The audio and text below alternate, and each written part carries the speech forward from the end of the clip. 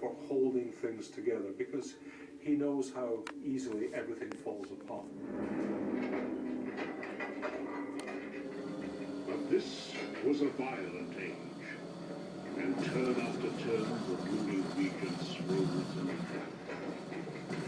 One was attacked by the Catholic opposition and died a horrible death. Another was shot. Yet another was poisoned, apparently by the very man that would then succeed. Young James watched it all, as year by year, regent by regent, constant power struggles, intrigues, and divisions threatened the kingdom.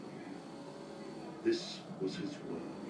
The world which shaped his sensitivities, his future strategies, and his much-needed sense of survival.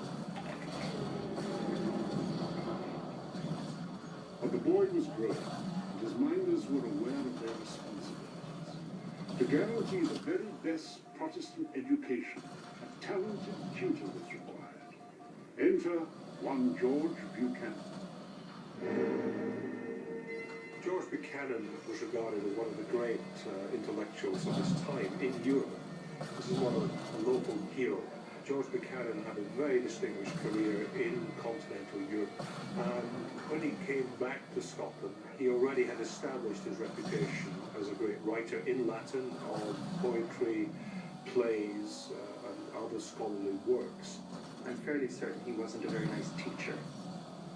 I think he was an extremely hard and probably quite violent teacher, which is not abnormal for the age. Persepiat, persepiat, persepiamus, persepiatus, persepiat.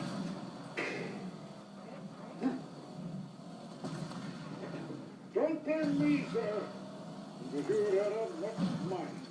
You know, I will not tolerate lazy Latin, which is what that was. Neither laziness or stupidity, neither of the inferior qualities have any place in the king you are meant to be. Now, continue. Buchanan was not intimidated by kings or royalty. He was a true Calvinist. He believed that God alone was the king and judge, that the kings of this earth, the princes of this earth, were the servants of God.